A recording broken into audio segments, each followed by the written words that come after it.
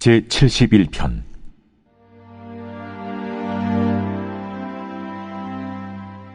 여호와여, 내가 주께 피하오니 내가 영원히 수치를 당하게 하지 마소서.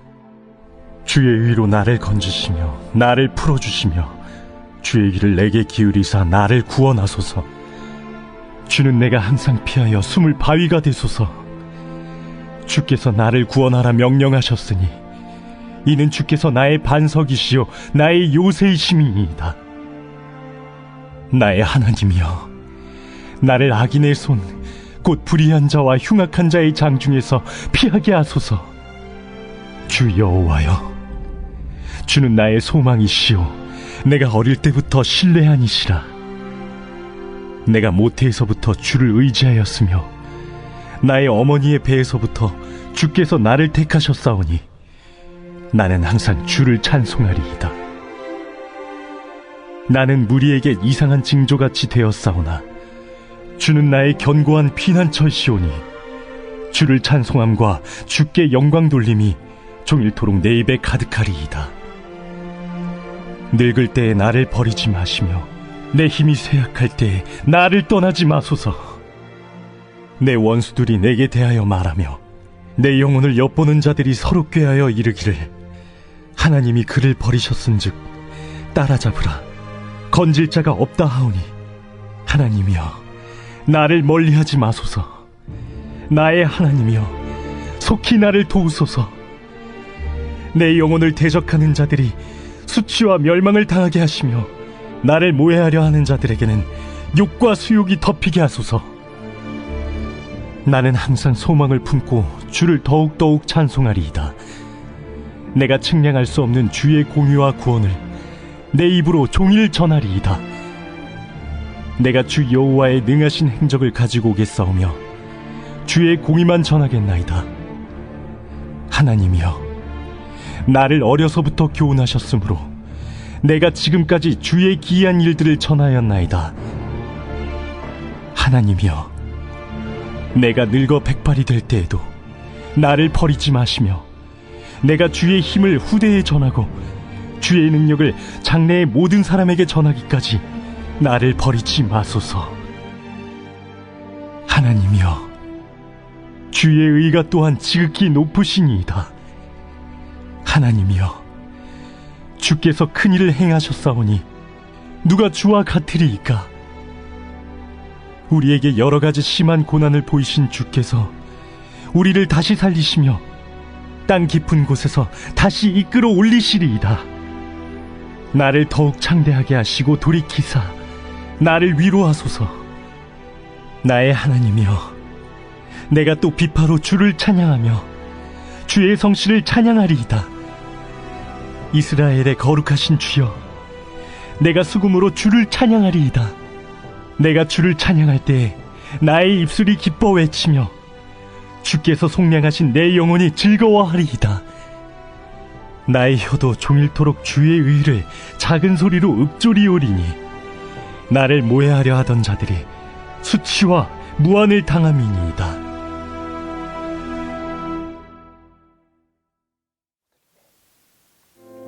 오늘 시편의 저자는 다윗입니다. 다윗은 어떤 인물이지요? 이스라엘의 최고의 왕입니다. 이스라엘 사람들이 가장 존경하는 왕입니다. 그런데 이러한 다윗이 오늘 본문에서 이러한 표현을 사용합니다.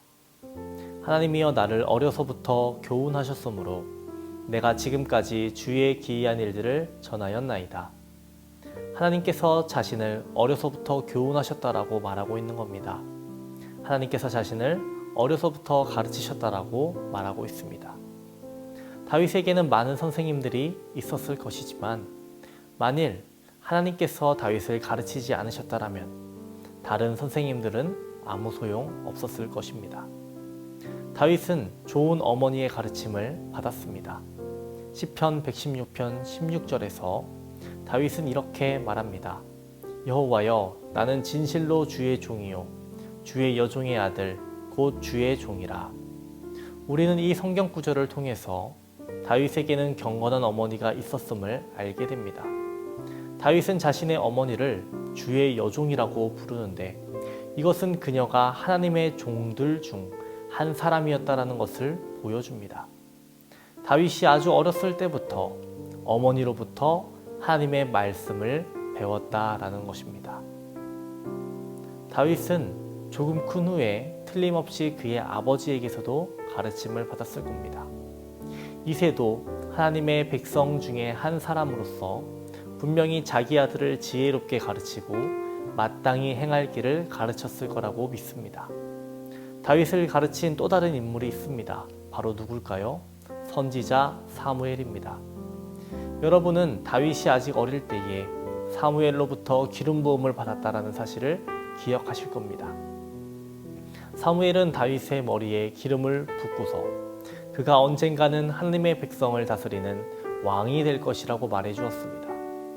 사무엘이 다윗에게 하나님의 뜻이 무엇인지를 말해주고 그가 장차 왕이 되었을 때에 하나님의 선하신 뜻을 올바르게 행하도록 하기 위하여 거기에 맞춰서 그를 훈련시키고자 애썼을 것입니다.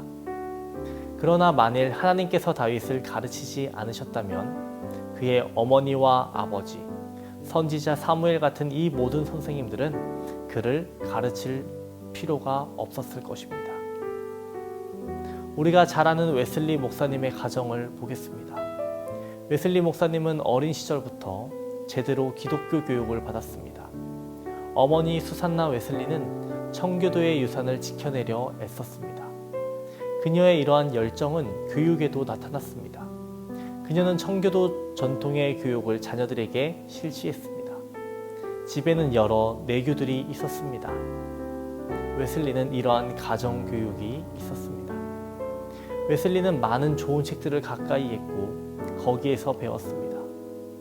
또 옥스퍼드 대학교에 진학하며 신앙이 있는 이들과 교제했습니다. 하지만 우리가 알듯이 웨슬리는 조지아 선교에 실패를 하고 영국으로 돌아와 좌절한 상태에 있었습니다. 그는 부모님에게서 또 책에서 많은 사람들을 통해서 많은 것들을 배웠습니다. 그는 목사였고 다른 이들에게 말씀을 전하는 자리에 있는 사람이었습니다. 그는 성실했고 매일 성경을 읽고 기도했습니다. 하지만 그는 불안에 떨었고 스스로 아직 믿는 자가 아니라는 생각을 가졌습니다. 그는 염려했습니다. 그는 믿음을 달라고 기도했습니다. 그러던 1738년 5월 24일 웨슬리는 하나님의 가르침을 깨닫게 됩니다. 그의 일기의 일부분을 읽어드리겠습니다. 저녁에 나는 별로 내키지 않는 발걸음으로 올더 스케이트 거리에 있는 한 신도회에 참석하였는데 거기에서 한 사람이 루터의 로마서 서문을 읽고 있었다. 8시 45분경에 그가 그리스도 안에 있는 믿음을 통한 하나님께서 마음의 변화를 일으키시는 일을 설명하고 있었다. 그때 나는 내 마음이 이상하게 훈훈해지는 것을 느꼈다. 나는 내가 그리스도를 신뢰하고 있으며 구원을 위해 그리스도만을 믿고 있음과 내 죄를 아니 내 죄까지를 다 거두어 가지고 나를 죄와 죽음의 법에서 구원하셨다는 확신을 얻었다. 웨슬리에게는 많은 선생님들이 있었습니다. 그들이 아무리 선하고 인자하다 하더라도 그들의 모든 가르침은 웨슬리의 귀까지만 다다랐을 뿐입니다. 하지만 하나님은 웨슬리의 마음에 우리의 마음에 다가가실 수 있습니다. 우리의 마음이야말로 반드시 가르침을 받아야 할 것입니다. 우리에게는 하나님의 진리의 가르침이 필요합니다. 웨슬리 목사님은 무려 35년간을 교회를 다녔습니다. 진정한 선생님을 만나지 못했던 겁니다. 오늘날에도 교회를 나오지만 참 진리를 가르쳐 주시는 하나님을 만나지 못한 이들이 분명히 있습니다. 우리 하나님께 기도합시다. 하나님, 주님의 전으로 발걸음을 내디는 모든 영혼들에게 주님의 은혜를 부어주시옵소서. 주님의 참 가르침을 그들이 알게 하여 주시옵소서. 이렇게 기도하는 저와 여러분 되기를 주님의 이름으로 축원합니다. 기도하겠습니다. 우리를 생명의 길로 인도하시는 하나님 아버지, 오늘도 주의 말씀을 살펴보게 하심에 감사합니다. 하나님, 우리들이 하나님의 말씀을 날마다 가까이 하게 하여 주시옵시고 그 말씀을 읽는 것에서 끝나는 것이 아니라 하나님의 가르침을 받게 하여 주시옵소서.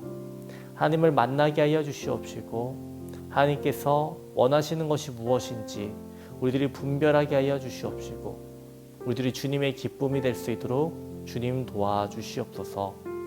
코로나로 인해서 어려움을 겪고 있습니다. 교회와 가정이 어려움 가운데 있습니다. 하나님, 우리를 위로하여 주시옵시고 이 위기를 극복하게 하여 주시옵시고 이 가운데에서도 주님께서 주시는 평안을 누릴 수 있도록 주님 도와주시옵소서. 하나님, 아픈 이들을 위해서 기도합니다. 암으로, 불면증으로, 공황장애로, 우울증으로 고생하는 모든 주님의 자녀들 주님 붙잡아 주시옵시고 모든 병에서 놓이게 하여 주시옵소서. 예수 그리스도의 보혈로 덮어주셔서 그들을 안수하여 주셔서 깨끗이 낫게 하여 주시옵소서. 오늘 하루도 주님 함께 하실 줄 믿습니다. 감사드리며 예수님의 이름으로 기도합니다. 아멘.